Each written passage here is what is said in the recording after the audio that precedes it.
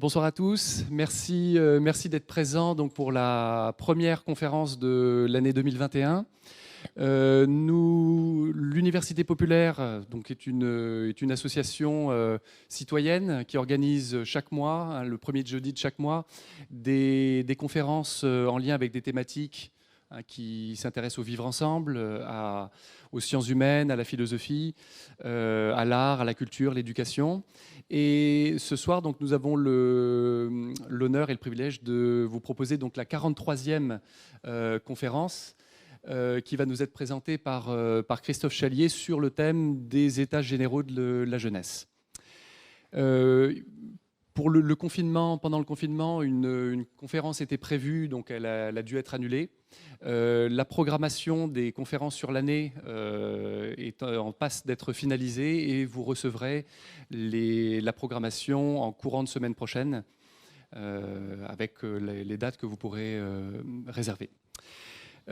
Christophe Chalier donc, est le directeur, au service de la direction, ou était à la direction des jeunesse et sport. Il va corriger peut-être si je me trompe. Et donc on le remercie vraiment. Merci beaucoup Christophe d'être là ce soir pour nous partager cette expérience que tu as vécue et puis d'attirer notre attention sur toutes les problématiques liées à la jeunesse et à son devenir en Nouvelle-Calédonie. Voilà, je lui laisse la parole. Environ donc 40-45 minutes de conférence et quelques questions après. Merci, à tout à l'heure. Oui, d'abord une précision. Donc, je suis agent dans la direction jeunesse et sport, donc je n'ai pas de fonction hiérarchique. Je suis conseiller jeunesse, donc mon cœur de métier, c'est de s'intéresser plus particulièrement aux politiques de jeunesse et de développement socio-éducatif, donc en rapport avec les centres de vacances et de loisirs de la Nouvelle-Calédonie. Et donc, en ce qui concerne les états généraux de la jeunesse, l'idée au départ, c'est de faire un retour d'expérience sur un événement qui s'est déroulé en 2018. Et j'en ai été le chef de projet sous l'égide du membre du gouvernement en charge de la jeunesse à l'époque. Donc, sur le retour d'expérience des états généraux, bon, il y aura une présentation un petit peu technique, donc je vais essayer, comme il y a pas mal de diapositives, d'y aller assez rapidement parce que c'est pas ça bon, c'est une expérience, elle a le côté enrichissant effectivement du travail collectif, mais c'est surtout en venir à la situation, à la place de la jeunesse en Nouvelle-Calédonie en 2021 et puis ouvrir des éléments de réflexion sur l'éducation et l'animation qui est un peu plus effectivement en cœur avec mes préoccupations personnelles et ma vocation à agir. Donc je vais en propos préliminaire d'abord remercier l'Université populaire. Donc il y a déjà un participant à la conférence de ce soir qui m'a demandé ce qu'était le concept de l'éducation, de l'Université populaire. Donc moi je vais faire un petit clin d'œil sur l'éducation populaire en toute fin de conférence pour effectivement éclairer la demande. Indiquer effectivement qu'aujourd'hui je prends la parole, mais le travail dont je parle, ce n'est pas un travail purement individuel. J'y ai apporté effectivement un concours en termes de pilotage de projet, mais effectivement le travail il a été fait sous l'égide du gouvernement et sous l'égide de ma direction. Donc j'ai obtenu l'accord effectivement de ma hiérarchie pour pouvoir intervenir. Donc c'est effectivement dans ce contexte-là que je prends la parole. Même si par ailleurs j'ai un engagement associatif et citoyen qui fait effectivement que j'éclaire aussi dans mon action au quotidien ce que je peux faire au niveau professionnel. Et c'est aussi avec humilité que je prends la parole parce que ce travail c'est une production collective. On a essayé effectivement de mieux comprendre et de mieux entendre la jeunesse et c'est d'abord la parole des jeunes, c'est aussi le travail des institutions et des acteurs de la jeunesse au sens large, effectivement, au sein desquels on peut trouver les associations, les coutumiers et les églises.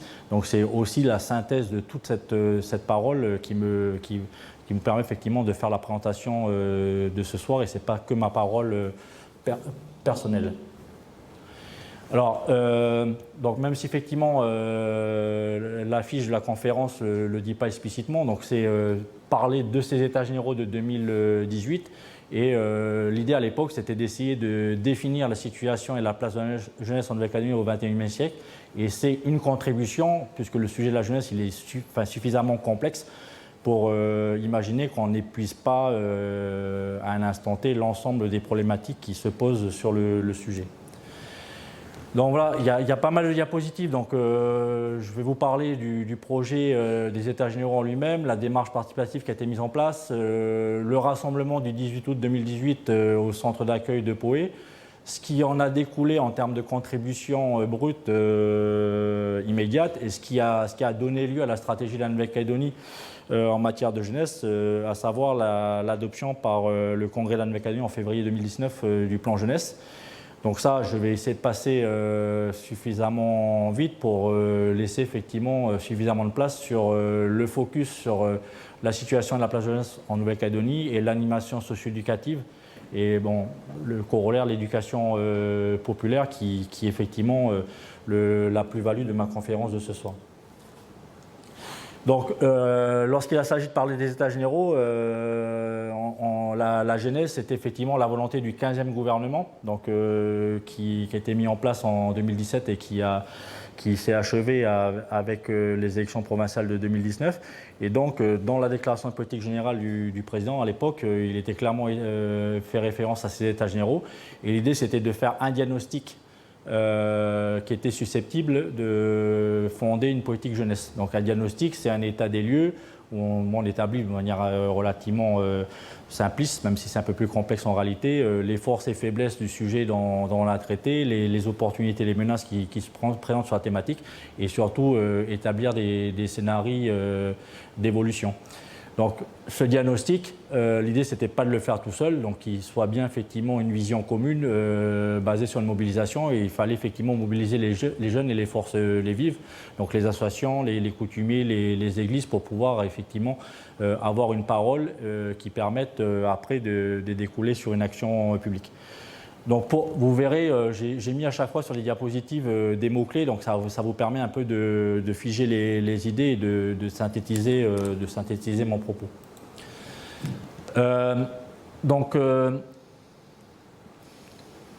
On est parti sur l'idée qu'il ne fallait pas simplement faire un débat pour un débat et que les idées soient émises pêle-mêle, qu'il fallait faire une démarche un peu plus structurée. Donc bon, c'est un terme pompeux, c'est essayer de faire de l'ingénierie sociale. Même si effectivement c'est plus complexe que ça sur le terrain, mais l'ingénierie sociale, le principe c'est de s'appuyer sur la participation des acteurs, d'essayer d'analyser comment l'action individuelle et collective s'organise et d'essayer de déterminer des fondamentaux qui permettent de faire évoluer les choses. Donc pas simplement rester sur des a priori de base, des sentiments d'individus, des perceptions de la réalité, mais véritablement d'essayer d'objectiver les choses et d'avoir une démarche un peu plus technique. L'ambition aussi, c'est effectivement de mobiliser les jeunes et donc bon, le logo, vous le voyez ici de la manifestation et le slogan, c'était « Imagine ton avenir, invente ton pays ». Donc l'idée, c'était de dire que dans l'historicité, donc la manière dont les communautés perçoivent leur présent en fonction d'une histoire individuelle ou collective, dans l'historicité de chacun des individus, il fallait à la fois imaginer ce que pouvait être son avenir propre et ce que peut être effectivement l'avenir de la communauté plus globale dans laquelle on s'inscrit, donc à savoir le pays de Nouvelle-Calédonie. Et plutôt que d'essayer de... Enfin, on parle communément du terme « construire le pays », et donc le terme « construire », on en a parlé notamment avec le collègue de l'Observatoire de la jeunesse, donc ça renvoyait plutôt à l'idée d'à chaque fois d'importer des matériaux en provenance de l'extérieur, et là on voulait essayer de mobiliser les ressources propres des individus, d'essayer d'avoir une vision un peu innovante. Donc c'est un slogan mobilisateur. Après effectivement, est-ce que chacun s'y retrouvait au bout du compte? Peut-être pas, mais bon, c'était effectivement d'essayer de mobiliser les forces vives sur cette idée. Après, il y a plusieurs éléments à prendre en considération lorsqu'on voulait parler de la jeunesse en Nouvelle-Calédonie. C'était de considérer qu'il n'y avait peut-être pas qu'une jeunesse, mais il y avait des jeunesses. Et donc la diversité géographique et culturelle de la Nouvelle-Calédonie, elle s'est imposée à nous. On voit bien effectivement qu'aux quatre coins de la Nouvelle-Calédonie, dans les 3 provinces, dans les 33 communes, dans les aires coutumières, on n'a pas, du point de vue des jeunes, forcément la même manière de voir le rapport au monde, que les expériences et les trajectoires de vie des individus, elles sont plurielles, et qu'il y a aussi des conditions de vie qui font que lorsqu'on appréhende la santé des jeunes, les choses aussi sont à prendre en considération dans une vision plurielle, et que la réussite sociale ou la marginalisation, du point de vue des uns et des autres, elle peut aussi être à relativiser. Donc ça, effectivement, c'est ce qui s'est imposé à nous. C'est aussi de prendre en considération qu'on ne parle pas que de l'avenir ou que du présent des jeunes. Il faut coupler les deux composantes. Et en couplant les deux composantes, on a des manières de décliner une politique de jeunesse. Donc soit on décline une politique de jeunesse avec un rapport dominant au présent, et donc on va avoir plutôt des politiques de protection et de qualification à destination des jeunes, soit on met un rapport privilégié au présent en avant, et donc on va avoir plutôt des politiques de participation et de rectification, on va dire, de ce qu'on peut percevoir comme des inégalités entre les générations. Le troisième élément aussi pour essayer d'initialiser le travail, c'est que c'est la manière de penser la jeunesse. Donc il y a des idéotypes qui existent, et donc en fonction de ces idéotypes, on peut soit considérer que la question elle est uniquement liée à l'éducation, que le jeune il est à élever, et donc c'est une question d'éducation qu'il faut prendre en considération.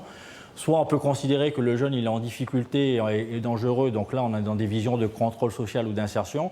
Soit on peut considérer qu'au titre du développement local ou de la prise d'autonomie, donc le fait que le jeune soit un véritable acteur impliqué dans la vie de la société, considérer que le jeune est une ressource. Donc l'ensemble des acteurs de la jeunesse qu'on a eu l'occasion de questionner au préalable avaient plutôt une vision de considérer la jeunesse comme une ressource, mais à contrario, considérer que la société mettait plutôt en avant le fait que le jeune était un danger pour la société. Donc on voit l'ambiguïté qu'il y a effectivement dans la perception des choses. Bon, donc le point aussi qui était essentiel, c'est plutôt dans la cohérence et la mise en synergie des politiques publiques, où il y avait aussi un travail préalable à faire. Donc là, vous avez la chronologie du projet. Donc, dans la démarche participative, on a initié un centre de comités de pilotage et technique où toutes les institutions ont été présentes, et on a mobilisé plus d'une centaine d'acteurs de la jeunesse également pour nous accompagner dans la démarche. Donc, il y a 2 comités techniques qui se sont déroulés. Il y a des ateliers thématiques qui se sont déroulés dans les 3 provinces. Donc, il y a eu 23 journées de réflexion préparatoire. Il y a eu un sondage en ligne auprès des acteurs de la jeunesse qui a été fait, tout ça pour aboutir le 18 août 2018 à Poé au grand rassemblement. Donc il y a eu 260 personnes présentes. Alors les premiers éléments de réflexion qui sont apparus, c'était la question de l'âge pour définir la jeunesse. Donc on vient toujours à la problématique de on est jeune à partir de quel âge et jusqu'à quel âge. Donc j'y reviendrai parce que bon, les visions elles étaient très divergentes au départ. Après, les éléments d'initialisation, c'était aussi de considérer qu'on ne partait pas d'une feuille blanche et que toute une série d'enquêtes, d'avis, de stratégies existaient, donc il fallait aussi les prendre en considération. Puis après, de manière un peu novatrice, on a au niveau du gouvernement proposé une approche socio-éducative et socio-culturelle des questions de jeunesse sur lesquelles je reviendrai un peu plus en détail. Alors, qui sont les jeunes? Donc on est parti du principe, lorsqu'on a initié les états généraux, qu'on ne définissait pas au niveau du gouvernement qui étaient les jeunes, et donc on ne répondait pas préalablement à la question, et donc c'était les acteurs de la jeunesse qui devaient effectivement y apporter une réponse. Donc on a posé la question aux 70 personnes qui étaient présentes. On a eu toute une panoplie de réponses différentes. Mais grosso modo, il y a 95% des personnes qui étaient d'accord pour considérer qu'entre 15 et 25 ans, on était un jeune.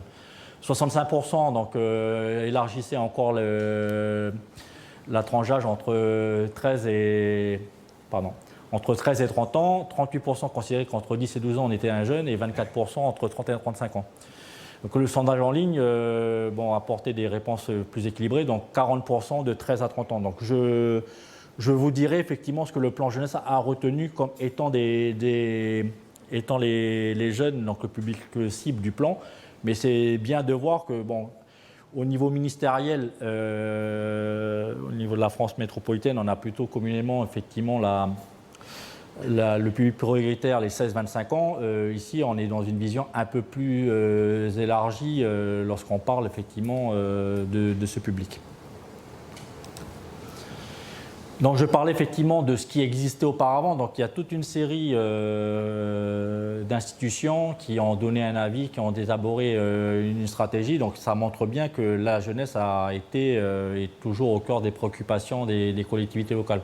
Le Conseil économique et social, donc, dès 2013, a donné un avis. Le Sénat coutumier, donc, vous en avez peut-être entendu parler, en 2009, a fait une étude sur la place du jeune kanak dans la société contemporaine. Il a élaboré en 2015 un livre sur le chemin de la jeunesse kanak. La province Sud, donc, dans sa stratégie CAP Sud 21, parle des politiques de jeunesse. Il y a une étude Génération.nc, donc auprès de 3000 jeunes, qui a permis de catégoriser, de donner une typologie de la jeunesse, donc j'y reviendrai de manière succincte un peu plus tard. Il y a un centre d'opérations également que la province Sud organise sur la jeunesse et le développement durable, une réflexion également sur les CVL de demain. La province Nord a conduit sous l'égide de l'Observatoire de la santé une étude sur être jeune en province Nord, a fait des assises de la jeunesse en 2011 et a défini ce qu'elle a appelé les clés de la réussite dans le cadre de sa politique. Donc la province des îles a fait des travaux actuellement sur la définition de la jeunesse et donc s'est engagée sur des logiques de chantier communautaire. Donc c'est sa principale action. La ville de Nouméa a depuis 2017 un plan d'action jeunesse pour la période 2017-2021. La ville de Nimbéa inscrit sa politique d'urbanisation en lien direct avec la thématique jeunesse et donc a une action phare avec son conseil des jeunes qui est un des plus dynamiques de la Nouvelle-Calédonie. Le congrès de la Nouvelle-Calédonie a mis en place un congrès des jeunes, donc il y a 54 conseillers qui sont issus des lycées de la Nouvelle-Calédonie qui travaillent régulièrement sur un ensemble de sujets et donc c'est aussi une dynamique d'éducation à la citoyenneté. L'État, donc en 2018, lorsqu'il s'agit de mettre en place les assises de l'outre-mer, a pris comme sujet principal la jeunesse. Il y a un rapport sur l'insertion socio-économique des jeunes qui existe. Il y a un ensemble d'actions sur les contrats éducatifs locaux, le service universel de l'État qui a aussi des mesures emblématiques. Au niveau de la Nouvelle-Calédonie, l'Observatoire de la jeunesse existe depuis plus de 10 ans. Le schéma d'aménagement et de développement de la Nouvelle-Calédonie, qui NC 2025, parle explicitement également de la jeunesse. Le plan de sécurité et de prévention de la délinquance a aussi tout un volet consacré à la jeunesse. Le plan d'Ocamo parle également de la jeunesse. Le projet éducatif, à un moment donné, il était question du service civique calédonien, donc, qui était aussi une mesure phare à destination des jeunes. Vous avez toute une série d'énumérations. Au niveau du Pacifique, dès 2006, il y a eu un grand rassemblement de 1000 jeunes et il y a une charte de la jeunesse du Pacifique qui a été élaborée et donc il y a cette dynamique qui s'inscrit effectivement dans cet ensemble de régional qu'il a fallu prendre en considération. Des autres éléments de diagnostic qu'on a pris en considération, c'est une étude sur le poids socio-économique du monde associatif et il y a des associations comme la Croix-Rouge qui ont aussi fait un diagnostic territorial qui apporte des éléments d'information très significatifs. Alors, dans le cadre des états généraux, on a essayé de faire une démarche un peu plus différente, c'est que classiquement, et donc c'est ce qui a été fait pour les assises d'outre-mer, on a des ateliers sur la réussite éducative, on a des ateliers sur le vivre ensemble, on a des ateliers sur l'insertion, on a des ateliers sur la prévention de la délinquance. Donc ça, c'est des thèmes un petit peu récurrents. Donc l'idée, c'était de ne pas refaire la même chose, d'autant plus qu'en 2018, les deux démarches ont été conduites quasiment de concert, et d'avoir une approche qui mette davantage en avant des thèmes liés à l'engagement, à la participation et à l'engagement des jeunes. Donc on a parlé de la coéducation, enfin j'y reviendrai un peu plus tard, on a parlé de la socialisation des individus, on a parlé de la capacité à agir et l'autonomie des jeunes, on a parlé du faire société avec la question du modèle de société voulu en Nouvelle-Calédonie, on a parlé de la gouvernance et de la mise en synergie des politiques. Donc on a à la fois parlé de l'épanouissement du jeune, on a parlé des modes d'action individuelle et collective et on a parlé de la gouvernance. Donc après, bon, vous verrez qu'il y a des propositions qui reviennent en ligne directe avec des questions de prévention ou d'insertion, mais on a essayé de mettre en avant une approche un petit peu originale. Donc, dans les ateliers préparatoires, donc je vous en parlais, il y a 11 communes qui en ont accueilli. Là, vous avez quelques images de photos dans l'hémicycle de l'hôtel de Provence à Koné, à Lifou, à Nouméa. Donc, une des modalités de travail, c'était de mettre en place le principe d'idéation. Donc, en fait, on est parti sur bon, là, un travail de groupe de ce type-là où bon, le support bon, s'appelle élaguer l'arbre. Donc on part de l'existant, on fixe des objectifs et des moyens. Donc l'idée, ce n'était pas d'avoir une séance plénière où chacun se passait la parole, se répondait plus ou moins effectivement aux questions des uns et des autres, mais véritablement d'avoir un travail approfondi et de groupe. Et donc on a essayé d'aller suffisamment loin dans la réflexion et dans la proposition avec cette méthode de travail. De cette vingtaine d'ateliers préparatoires, il y a 5 questions qui ont été formulées et c'est ces questions qui ont été proposées lors des États généraux. Je regarde un petit peu. 20 minutes. Donc la question de la représentation de la jeunesse dans l'espace public, la question des facteurs favorisant l'épanouissement des jeunes, la question de comment on peut permettre à ce que les jeunes soient utiles à la société. Donc c'était quelque chose qui était remonté, c'est de ne pas dire simplement on est spectateur de ce qui se passe, mais comment on est véritablement acteur de la vie sociale de la Nouvelle-Calédonie.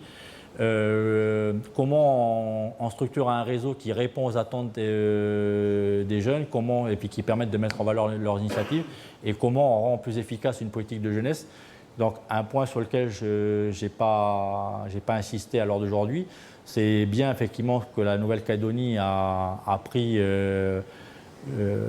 tête de file effectivement de ce travail, mais la compétence jeunesse, elle est avant tout une compétence provinciale. Donc à un moment donné, c'est comment on met en cohérence l'ensemble du travail des collectivités. Alors, pour entrer un peu plus dans des détails liés à la formulation de ces questions, c'est bon, les constats qui ont été faits, c'est que la plupart du temps, il y avait des discours stigmatisants et dévalorisants sur la jeunesse, que le regard des aînés ne favorisait pas l'émancipation des jeunes, que les jeunes étaient attachés aux services publics de proximité, que la question de l'emploi revenait comme une question centrale. Il y avait un souhait prioritaire qui était de respecter les modes de vie de chacun qui avait été formulé, qu'il y avait un certain nombre de demandes d'espaces festifs, de convivialité, d'expression, de mixité culturelle qui étaient aussi davantage sollicitées.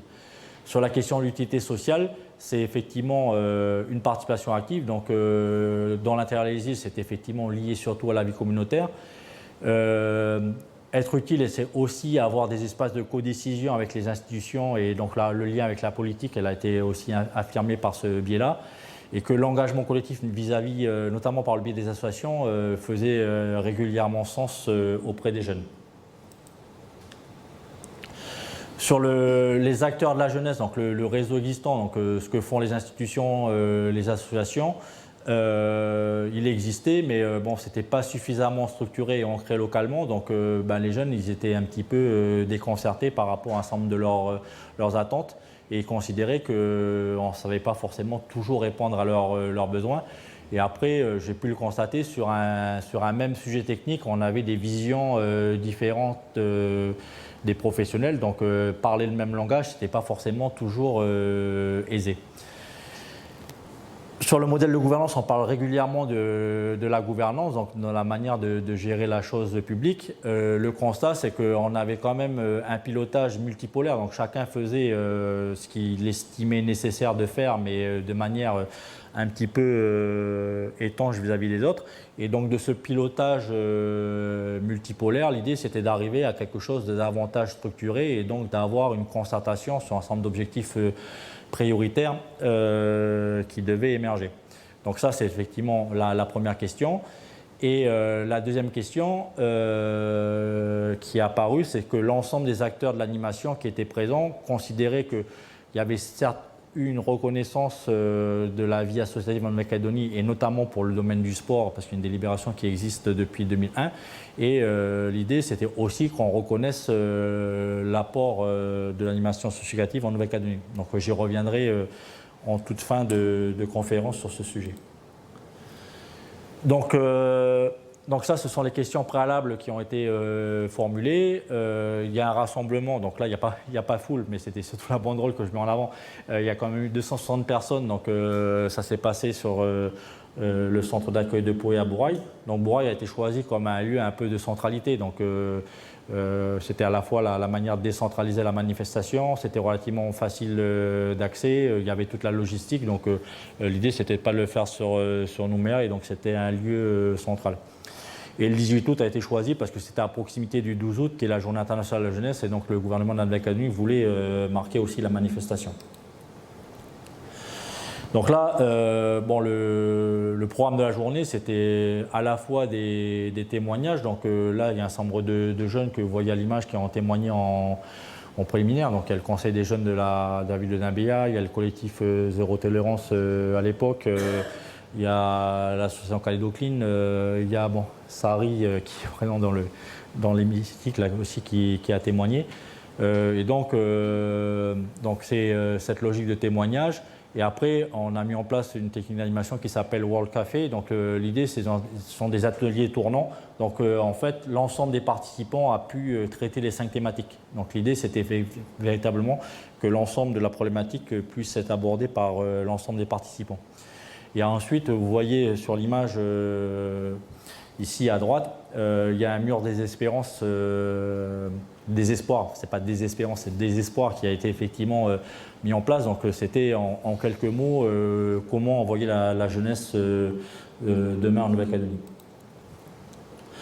Donc là, je vais passer rapidement parce que sinon je vais consacrer un temps relativement important, mais il y a à peu près une cinquantaine de propositions brutes qui ont été reformulées, et ce sont à partir de ces propositions et des travaux préliminaires qu'on a pu déterminer les grandes lignes de force de la stratégie de la Nouvelle-Calédonie.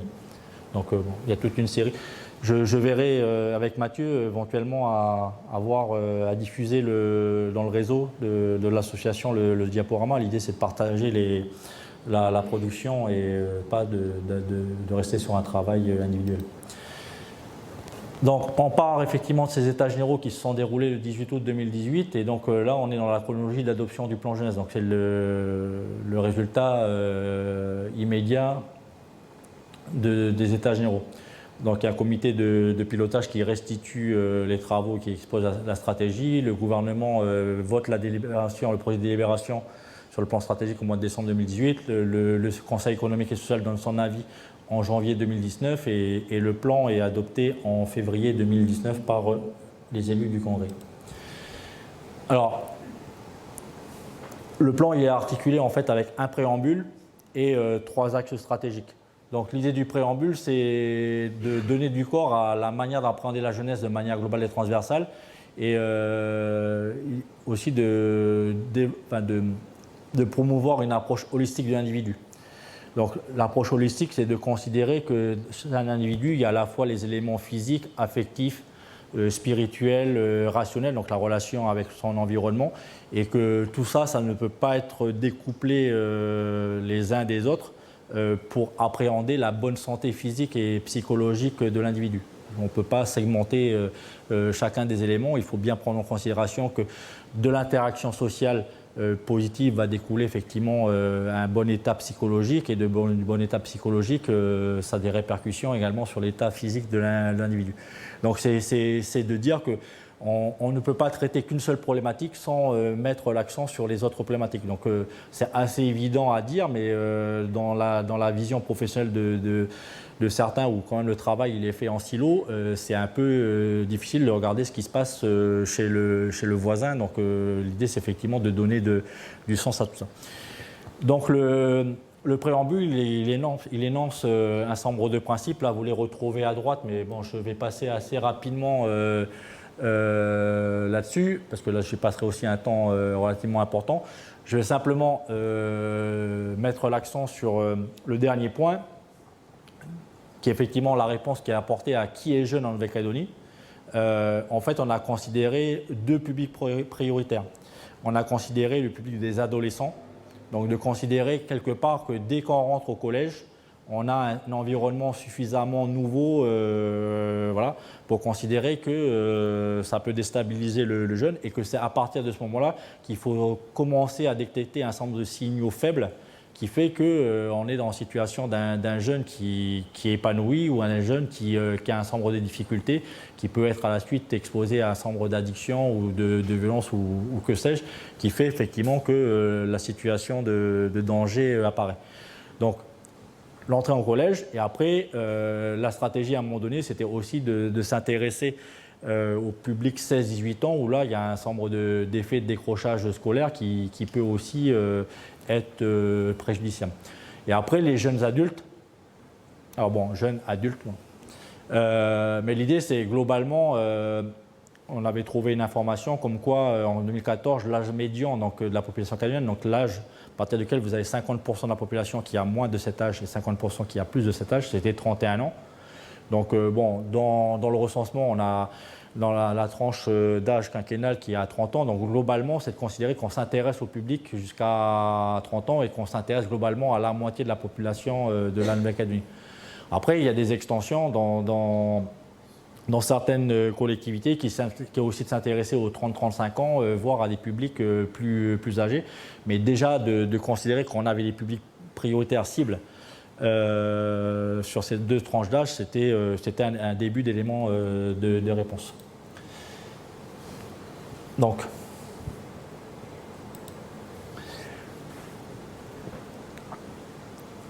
le plan, donc l'âge stratégique, c'est très classiquement l'axe sur la gouvernance. Donc l'idée, c'est de fédérer les acteurs et de mettre en cohérence l'action publique. Donc un des éléments novateurs du plan, c'est de créer un haut conseil des politiques de jeunesse et un haut conseil de l'animation socio-éducative. Donc le haut conseil des politiques de jeunesse, il est en cours de création, donc il y a un certain nombre d'avis positifs qui ont été donnés, mais il reste la délibération du Congrès sur la question. L'idée, c'est de mettre autour de la table l'ensemble des institutions sur les questions de jeunesse, quelle que soit la thématique que l'on a à traiter. Et couplé à ce comité stratégique, un comité qui allierait les jeunes et un certain nombre de personnes ressources qui apporteraient une expertise technique sur les questions de jeunesse. Donc à l'heure d'aujourd'hui, l'idée de mettre tout le monde autour de la table, que ce soit les communes, la province, l'État et le gouvernement, c'est quelque chose de nouveau. Et après, le deuxième conseil, c'est de considérer comme le sport que l'animation socio-éducative, donc pour faire simple, le traitement de toutes les thématiques qui ont rapport avec les centres de vacances et de loisirs, nécessite un travail spécifique et donc on ne peut pas l'englober dans l'ensemble des politiques de jeunesse. Donc l'idée, c'était de faire les deux comités. Donc ça, c'est en cours de création. Le deuxième axe stratégique, c'est sur la manière de rendre les jeunes acteurs et utiles à la société. Donc on travaille sur l'autonomie, la prise de responsabilité et on travaille sur la reconnaissance sociale des jeunes. Donc l'idée effectivement de valoriser les expériences, de renforcer les espaces d'échange, d'accompagner l'engagement des jeunes et au cœur effectivement des axes opérationnels. Et on a mis en avant une dynamique de jeunes leaders, j'y reviendrai un peu plus loin. C'est une manière de répondre à comment en fait on associe très concrètement les jeunes à la mise en place des actions qui les concernent. Parce que c'est le constat qu'on fait ou les critiques qu'on peut nous formuler, c'est bien beau effectivement les institutions, vous déterminez des stratégies, vous pensez répondre aux attentes et aux besoins des jeunes, mais concrètement comment les jeunes sont associés à tout ça et comment ils peuvent au fil de l'eau donner leur avis et qu'on ne parle pas constamment avec une vision d'adulte sur la thématique. Donc ça, les jeunes leaders, c'est une manière d'apporter une réponse. Le troisième axe stratégique, c'est la question de la présence éducative durant tout le temps de vie des jeunes. Donc on considère que les interactions positives entre l'environnement social et culturel et chaque individu génère un état de santé positif chez les jeunes. Donc on a choisi 2 axes de travail, la partie liée à tout ce qui se passe autour de l'école et un thème très classique sur la parentalité où on met en avant la question du climat psycho-affectif dans les familles. Donc c'est comment l'autorité parentale s'exerce de manière positive entre autoritarisme et laxisme le plus total. Il y a une bienveillance, une manière effectivement de montrer les limites, des limites éducatives acceptables, et c'est sur ça qu'on veut travailler au fond. Donc là, vous avez l'avis du Conseil économique et social. Donc globalement, ça a été validé, mais le Conseil économique et social disait à l'époque, c'est la question des moyens. Voilà. C'est quels moyens vous y mettez et comment vous associez les jeunes. Et il partait du principe que sur l'insertion des jeunes, la santé mentale et l'éducation sexuelle, on ne mettait pas suffisamment l'accent. La réponse qu'on y a apportée, c'est que le plan jeunesse n'était pas là pour reformuler l'ensemble des politiques publiques existantes. Il y avait déjà des stratégies qui existaient, donc c'est comment on optimise les stratégies qui existent, comment on les met en synergie. Et la réponse complémentaire qu'on apporte, c'est ce que les États généraux ont dit concrètement, et donc c'est en rapport avec l'engagement des jeunes et c'est en rapport avec la présence éducative, donc à savoir les 2 axes stratégiques que je vous ai mentionnés. Bon, je viens rapidement décliner ce qui a été fait depuis l'adoption du plan jeunesse en 2019. C'est que bon, la création des hauts conseils, je vous ai dit, c'est en pleine phase d'adoption. Que le réseau des acteurs de la jeunesse, il s'est structuré. Il y a globalement 600 personnes qui sont dans le réseau, donc plus ou moins présentes, mais il y a un réseau qui existe. On a travaillé sur le concept des espaces jeunesse. Et donc l'idée, c'est de mettre en place un dossier au niveau du fonds d'expérimentation pour la jeunesse en 2021 pour essayer de développer ces espaces jeunesse à l'échelle des trois provinces. On a clarifié le concept des jeunes leaders. On a avancé sur un diagnostic sur la vie associative. Donc on parle souvent de la vie associative. Donc l'étude de 2014 faisait état de 6000 associations présentes, de la vitalité de la création des associations en Nouvelle-Calédonie. Donc c'est une chose réelle. Donc sur les années 2017 à 2020, il y en a 930 qui ont été créées, donc avec les données qui sont issues du répertoire national des associations. Pour autant, des 6000, on ne peut pas forcément considérer qu'elles sont véritablement toutes actives. Parce qu'il y en a grosso modo 1800 qui ont fait des déclarations statutaires sur les 3 dernières années. Donc ça veut dire que la vie statutaire de ces 1800 associations sont acquises. Ce n'est pas forcément le cas des 3 ou 4 000 associations par ailleurs. Ça ne veut pas dire qu'elles sont... On a communément l'habitude de dire qu'on a des associations en sommeil en Nouvelle-Calédonie. Là, on a une réalité juridique qui fait qu'il y a des déclarations qui n'ont pas été faites et on peut considérer qu'il y a une zone grise en la matière. Et donc, vous avez peut-être entendu parler également du baromètre santé des jeunes. L'Agence sanitaire et sociale vient d'en faire la diffusion des principaux résultats. Et donc, il y a toute une série de groupes de travail qui sont organisés à partir de ces résultats qui ont été collectés auprès de 3000 jeunes collégiens et lycéens. Donc, on a travaillé sur l'engagement volontaire des jeunes, on a travaillé sur la cartographie des dispositifs jeunesse, il y a eu des appels à projets qui ont été lancés. Alors, là, j'ai brossé très globalement ce qui s'est fait lors des états généraux. Donc, bon, j'espère que je n'ai pas été trop rébarbatif. Donc, c'était simplement vous dire comment ça s'est passé. Maintenant, je vais venir plus au cœur du sujet. Je regarde toujours le timing. 36 minutes. Bon, là, il faut que j'accélère quand même un peu. Donc, lorsqu'on regarde la bibliographie, là, vous avez un nuage de mots. Donc, il y a des mots qui reviennent assez communément comme thématique. Donc, bon, ça, c'est, on va dire, avec une vision un peu européenne des choses. Moi, je vais vous donner des éléments d'information sur la jeunesse en Nouvelle-Calédonie. Donc, il y a des données socio-démographiques qu'on peut extraire directement du recensement de la Nouvelle-Calédonie, donc je vais en parler. Il y a un focus sur la typologie des groupes de jeunes. Donc, il y a une enquête qui a été faite donc, qui permet effectivement de catégoriser un certain nombre de profils, donc je reviendrai. Et donc, également sur des mots-clés qui sont en rapport avec la thématique de la jeunesse en Nouvelle-Calédonie. Très rapidement, d'un point de vue recensement, c'est de dire que bon, 120 000 jeunes en Nouvelle-Calédonie, enfin, donc là j'ai extrapolé, donc jeunes, enfin, c'est 0 à 30 ans, donc après on enlève grosso modo 40 000 enfants, donc on a 80 000 jeunes, on va dire, dans la cible dont je parlais tout à l'heure, de 10 à 30 ans. Les chiffres depuis 2004 ont très peu évolué, même sans rester en régression, donc bon, ça c'est l'évolution qu'on a pu constater. Tout ça étant dit, le constat c'est que la population de Nouvelle-Calédonie est quand même vieillissante, que la part des moins de 30 ans passe de 47 à 44%, que finalement depuis 1996 le nombre de jeunes a augmenté de 5% alors que la population globale a augmenté de 38%, donc ça conforte bien que la part relative des jeunes est quand même moins importante. En 1996 on avait 58% de jeunes.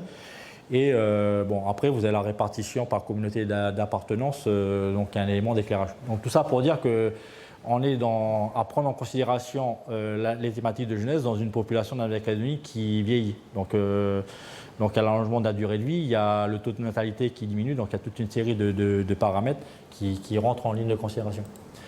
Donc pour corroler ce que je viens de dire, c'est que l'âge médian que j'avais pris en considération en 2014, donc il était à 31 ans, avait reculé de 9 ans par rapport à 89. Et en 2014, on était très au-delà de ce qu'il y a présent dans les îles du Pacifique à 21 ans, mais en deçà de ce qui se passe en France métropolitaine à 40 ans.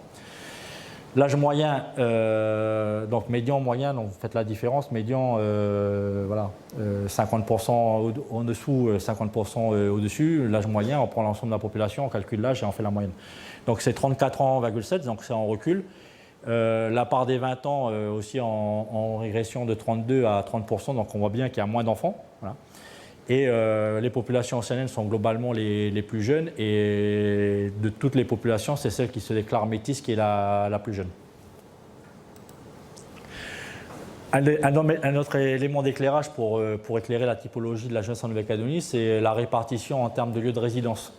Donc là, quand vous prenez l'ensemble des jeunes, donc vous avez l'évolution entre 1996 et 2019, il y a 7% des jeunes qui... Bon, après, bon, il y a la logique du double comptage, mais si voilà, on tient compte du lieu de résidence, 7% des jeunes qui sont aux îles, 20% au nord, 73% au sud, et dans les communes du Grand Nouméa, c'est 65%. Tout ça pour dire que la réalité urbaine, elle est quand même très majoritairement adossée au cadre de vie des jeunes. Donc Païta, ça fait partie des communes les plus jeunes avec les communes de Koné et de Pointe-Boute, et 28% des jeunes de moins de 20 ans vivent en appartement contre 24%. Donc voilà, cette évolution, elle montre qu'effectivement on est quand même dans un cadre de vie de plus en plus urbain. Voilà. Donc sur la question des diplômes, globalement, on peut noter une évolution positive depuis 1989. Donc, sur les 25-64 ans, en 1989, il y avait 58% qui étaient sans diplôme. 30 ans plus tard, c'est 2 fois moins. Bon, après, on peut poser la question des inégalités qui subsistent en la matière. Mais globalement, 28% des jeunes de 25 à 34 ans ont un diplôme supérieur contre 19% sur la tranche d'âge supérieure. Le taux de chômage, 28% chez les 15-29 ans, 6% au-dessus. Donc ça pose la question de l'autonomie financière et matérielle des jeunes. Donc l'insertion dans le monde du travail est quand même plus compliquée chez les jeunes adultes. Et très globalement, sur les actifs occupés, chez donc, les moins de 30 ans, c'est plus des salariés, 92% contre 89%. Donc la question du fait qu'il y a plus de personnes qui sont travailleurs indépendants au-delà de 30 ans que chez les jeunes qui misent davantage sur la question du salariat. Voilà. Après, la question de l'accès au bassin d'emploi, elle se pose également par rapport au fait que le tissu économique de la Nouvelle-Calédonie est quand même peu propice à l'emploi salarié. Il y a 89% des entreprises qui n'ont pas de salariés et seulement 2% qui ont plus de 10 salariés. Alors, je vais parler de la typologie, donc simplement pour donner des idées. Il y a une étude qui a mis en exergue ces profils, donc le côté insouciant, donc les jeunes qui sont très heureux, le côté affirmé, donc les jeunes qui sont globalement satisfaits de leur cadre de vie, ceux qui sont désemparés et ceux qui sont tourmentés.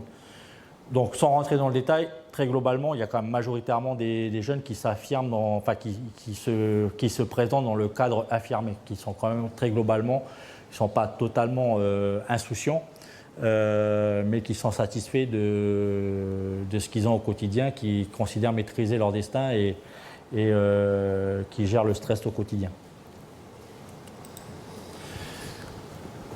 Donc ça, ce sont les mots qu'on peut voir très régulièrement apparaître dans le discours local. Dans des mots liés au projet, son projet de vie, le projet collectif, les questions d'insertion, d'avenir, d'engagement, les questions de tradition, de modernité, il y a les questions, il y a la réussite à l'éducation, la relation entre les générations, la culture. Donc ça, j'ai mis en valeur effectivement ce qui revient dans un certain nombre de rapports, dans un certain nombre de discours. Donc après, chacun fait son idée. Donc ça pour rappeler que les États généraux ont quand même traité la question de l'éducation, de l'engagement et de la participation des jeunes. Et une question, je l'ai un peu abordée tout à l'heure, c'est comment on associe les jeunes au traitement des sujets qui les concernent. C'est bien beau de se saisir de la jeunesse comme un sujet de politique publique, mais c'est comment on associe. Donc on n'a pas de réponse toute faite, on essaie effectivement de considérer que dans le Haut Conseil des politiques de jeunesse, on associe les jeunes, donc il y a bien des jeunes qui vont être présents, que la question des jeunes leaders, c'est d'essayer de mobiliser les jeunes sur des sujets de société et de prendre en considération leurs paroles. C'est aussi un autre élément de réponse. Donc après, on a posé la question de la légitimité de l'approche qui existe dans certaines communautés où les jeunes ne peuvent pas forcément prendre la parole par rapport aux aînés. Donc enfin, tout ça, il faut prendre en considération, mais c'est un travail de fond qu'on essaye de mettre en avant. C'est une option qui a été prise à contre-pied de certaines stratégies, qui est de créer assez systématiquement des conseils de jeunes. Et on s'aperçoit qu'il y a des conseils de jeunes qui fonctionnent très bien, et il y en a d'autres qui fonctionnent un peu moins bien. Tout ça étant dit, le constat, c'est qu'il y a eu toute une série de collectifs associatifs de jeunes qui ont existé ou qui existent, mais qui ne sont pas suffisamment structurés pour avoir une parole durable au niveau des institutions. Donc la question de la représentativité des jeunes au sein des associations, même si les jeunes se reconnaissent dans la vie associative, elle reste problématique. Donc je viens un petit peu à une approche un peu plus globale, et ça c'est un peu ma déformation professionnelle qui va parler, c'est d'essayer de mettre en avant effectivement certains éléments de réflexion sur l'éducation et l'animation. Là, on parle de transformation sociale quelque part. On n'est pas avec une approche subversive, mais c'est comment on essaie de faire évoluer la société vers un mieux vivre ensemble, comment on arrive à positiver un certain nombre de choses. Et tout ça, bon, il y a une manière de l'approcher, c'est soit par l'action individuelle, c'est comment l'individu agit sur la base de sa propre éducation, et comment effectivement ça s'intègre dans une dynamique plus collective, et donc ça c'est une vision un peu plus politique qui l'emporte. Alors je vais sur la vision collective, il y a le congrès des jeunes de la Nouvelle-Calédonie en mai 2018, et donc ça a été une contribution qui a été primée par le gouvernement dans le cadre de l'appel à contribution écrite qui a été lancé. Avait fait un texte sur le vivre ensemble. Donc là, vous pouvez en lire un extrait. En suspens, c'est de faire appel à l'esprit critique des jeunes et de considérer que les jeunes sont susceptibles de faire leur avis par leurs propres moyens, et que ce n'est pas l'approche manichéiste traditionnelle qui doit l'emporter. Et donc c'était l'esprit de tolérance qui a été mis en avant. Voilà. Donc ça c'est une vision, une parole de jeunes. Je vous parlais tout à l'heure de la charte de la jeunesse du Pacifique, donc c'était aussi une vision collective. Donc il y a un ensemble de thématiques qui avait été traitées en 2006 qui donnent aussi ce que peuvent imaginer les jeunes dans un projet collectif.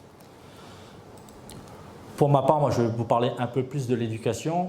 Donc une définition Wikipédia, donc chacun peut en faire son idée de l'éducation. Moi personnellement, je vais mettre 4 éléments en avant. C'est c'est aussi le rapport sur le Sénat coutumier qui en parlait, c'est de dire que le jeune, il a 3 sphères dans lesquelles il est présent. Donc, quand ça existe, mais bon, la famille, l'école et le lieu de vie. Et pour que les choses elles soient, en termes de socialisation, le mieux articulé possible, il faut que le discours des adultes dans ces 3 sphères soit cohérent. Et donc, s'il y a des dénigrements respectifs dans les 3 sphères, c'est un peu compliqué pour les jeunes de se construire des repères. Et donc, peut-être effectivement d'essayer d'imaginer comment ces 3 sphères puissent être en interaction le plus positif possible. Ensuite, c'est la question des compétences essentielles. Donc, on parle de la réussite éducative, de la réussite scolaire de manière classique. Mais au bout du compte, un jeune qui a décroché, pour arriver à s'en sortir, quelle que soit la manière dont qu'on soit après l'insertion socio-professionnelle, il y a un certain nombre de compétences essentielles sur lesquelles il faut agir et on ne peut pas y faire fi. Et ça renvoie notamment aussi aux compétences très classiques du champ psychosocial que l'on peut aborder. Donc travailler sur ces compétences essentielles, c'est dans le cadre de l'éducation formelle, non formelle et informelle, notamment celle de l'animation, ça paraît incontournable. Quelque chose qui est aussi important, c'est la capacité à développer des compétences interculturelles. On parle beaucoup d'interculturalité en Nouvelle-Calédonie.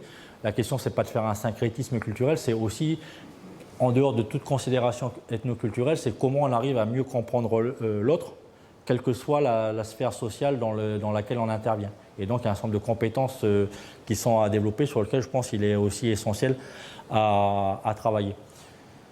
Troisième élément, c'est faire tout ça, mais toujours avec l'approche holistique de l'individu dont je parlais tout à l'heure. Donc, de bien mettre en considération que pour être en bonne santé, il faut que la sphère physique, affective, spirituelle et rationnelle soit en bonne cohérence.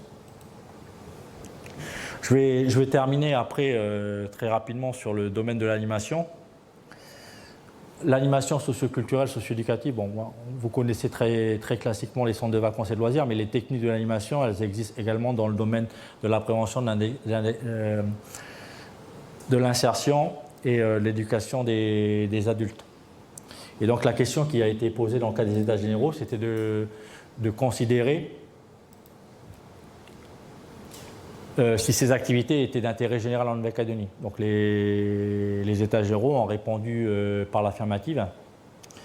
Et donc c'est à la fois dit dans le préambule du plan jeunesse dont je vous ai parlé tout à l'heure, c'est aussi consolidé par la création d'un haut conseil de l'animation socio-éducative. Et donc il y a un certain nombre de pistes d'amélioration qui sont à traiter. Donc la prise en compte des activités périscolaires au-delà de ce que les centres de loisirs et de vacances mettent en œuvre à l'heure d'aujourd'hui. Donc les centres de loisirs et de vacances, c'est quand même avec 200 000 journées enfants organisées dans les 3 provinces, quelque chose qui est incontournable. Il y a plusieurs centaines d'animateurs et de directeurs qui sont mobilisés. La question aussi de la prise en compte de l'engagement volontaire des jeunes, c'est traiter les questions de protection des mineurs, donc des moins de 18 ans dans le cadre des accueils collectifs des mineurs, c'est bien, mais c'est qu'est-ce qu'on fait concrètement pour les 16 à 30 ans en termes d'engagement volontaire, et la question du développement des formations professionnelles. Parce qu'on mise beaucoup aujourd'hui sur les qualifications non professionnelles que sont le BAFA et le BFD, ce sont des qualifications que vous avez peut-être entendu parler pour encadrer les centres de vacances, mais comment on forme des animateurs professionnels qui sont capables de faire le travail de transformation sociale dont je parlais tout à l'heure. Donc ça, c'est effectivement vous dire que c'est un... Et donc, pour faire un peu le... Je vais en finir avec ça. Donc, j'espère qu'il y a suffisamment de sens dans ce que je vous ai dit. Il y a beaucoup d'informations. Donc, je suis parti des États généraux, j'ai parlé du plan jeunesse. Et puis, je vous parle de certains prolongements en termes d'éducation et d'animation pour donner des perspectives. Et je vais terminer parce que, bon, université populaire, éducation populaire. Donc, la question que je pose, c'est est-ce qu'on fait de l'éducation populaire en Nouvelle-Calédonie sans le savoir ou sans le vouloir? Donc il y a toujours dans le discours des acteurs, soit on se réclame d'animation, soit on se réclame d'éducation populaire. Tout ça, la question, elle se pose en fonction du sens qu'on donne à l'action. Donc est-ce qu'on est dans du loisir socio-éducatif classique ou est-ce qu'on met un peu plus de valeur politique à la question? Par rapport à mon expérience, On parlait beaucoup d'animation dans les années 90, début des années 2000. On en a parlé un peu plus d'éducation populaire à la fin des années 2000, début des années 2010. Donc maintenant, on est dans un équilibre. Mais bon, tout ça, ça correspond effectivement à ce que chacun des acteurs donne au sens qui est lié à son action. Puis après, pour éclairer le débat, c'est qu'en Nouvelle-Calédonie, il y a un principe qu'on peut mettre en avant, ce qu'on appelle la pluriaccentuation sociale des mots. C'est qu'on a une connotation sociale qui est attribuée au mot en fonction de la perception qu'on a de ce mot. Et très classiquement, le mot peuple et populaire, on ne peut pas dire effectivement que dans le discours collectif, ça passe très bien. Donc, là, simplement de rappeler qu'il y a un ensemble de définitions et chacun voit du point de vue qui veut les choses. Mais il faut démystifier les mots. L'éducation populaire, c'est quand même à la base la déclaration de Nicolas de Condorcet qui remonte à 1792. Et l'idée à l'époque, c'était effectivement de donner de l'instruction publique liée à la raison aux individus. Et donc, il y a toute une série de courants qui sont apparus par la suite. Et donc, ces courants, ils ne sont pas tous subversifs. Et donc, l'idée, effectivement, de permettre que chacun puisse donner une contribution à l'éducation des individus, c'est quelque chose qui peut éclairer le débat. Voilà.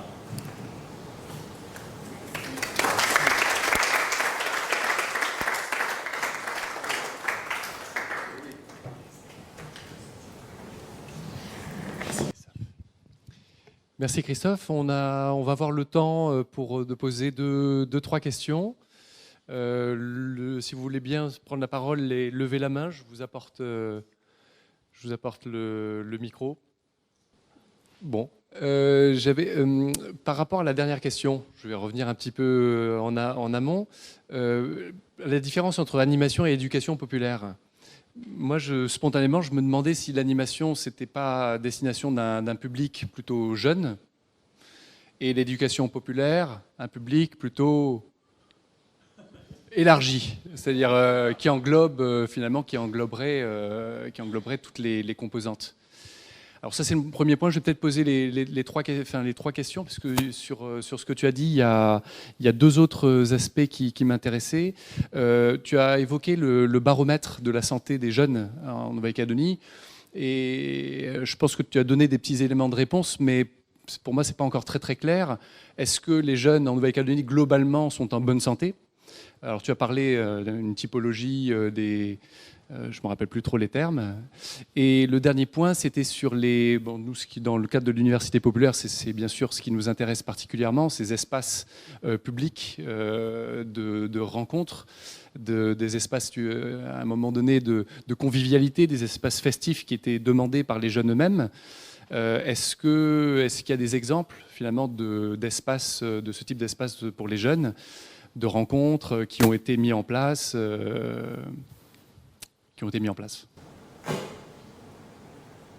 réponds. Après, animation, éducation populaire, donc le point de départ, c'est quand même l'éducation populaire. Après, c'est la manière dont les personnes qui ont fait de l'éducation populaire se sont professionnalisées, ont été captées dans le giron des institutions. Donc les choses, elles ont été un peu plus institutionnalisées avec l'animation. De manière, je veux dire, il y a toute une génération d'animateurs professionnels qui ont été formés avec une logique de l'animation classique de travail social. Donc, je passais rapidement dans mon diaporama, mais l'animation, c'est à la base un travail social, tout comme l'éducation spécialisée, où l'aide aux personnes peut exister. Et l'idée, c'est de faire très concrètement des actions qui conduisent à l'épanouissement des jeunes. L'éducation populaire, il y a le terme praxis qui apparaît, on met un peu plus de sens politique, le travail de la culture en transformation sociale, donc on met peut-être un peu plus de militantisme dans les choses. Après, c'est le contexte également de la Nouvelle-Calédonie qui fait qu'à un moment donné, on se réclame d'une manière. Après, il y en a qui vont parler de l'éducation populaire comme effectivement un héritage, pas forcément se revendiquer. En tout cas, c'est la manière dont l'histoire s'est organisée autour de l'intervention sociale que les choses se structurent. Après, le baromètre de la santé des jeunes, je veux dire, bon, j'ai assisté à certains travaux de restitution. Bon, l'idée, c'était de questionner les 10 à 18 ans. Ça s'est passé dans les collèges et lycées. Il y a tout un panel statistique qui a été créé, mis en place. Il y a 3000 jeunes qui ont été identifiés. Il y a des éléments d'appréciation positifs par rapport à l'action en termes de prévention qui fait que, bon, après, il y a toujours des sujets de préoccupation qui l'emportent, hein, les conduites addictives avec des consommations précoces d'alcool et de cannabis. Après, bon, effectivement, en Nouvelle-Calédonie, on consomme plus tôt que dans certains autres pays. Bon, ça, il faut effectivement que ce soit les experts qui en parlent. Je ne suis pas suffisamment spécialisé sur la question pour en parler. Il y a la question des violences, donc physiques et psychologiques, donc, qui ne sont pas appréhendées de la même manière dans les trois provinces. Il y a la question du suicide qui revient, ou la tentative de suicide, ou les intentions, donc la santé mentale. Il y a la question effectivement des pratiques sportives qui influencent la bonne santé physique. Donc globalement sur ce registre-là, il y a quand même des activités physiques qui sont plus régulièrement pratiquées par les jeunes. Donc voilà, donc il y a des indicateurs qui font qu'il y a toujours des sujets de vigilance, de préoccupation. Il y a des choses qui évoluent de manière positive. Mais bon, le rapport, il est disponible sur le site de l'Agence sanitaire et sociale. Je vous invite à le voir dans le détail. Il y a des synthèses et il y a des fiches très parlantes qui ont été mises en valeur. Après, sur les espaces festifs, il faut, la question, c'est de savoir c'est l'approche formelle et informelle des choses. Bon, on a notamment beaucoup parlé de cette question au niveau de la province des îles, c'est qu'il y a beaucoup de rassemblements informels liés à la vie communautaire.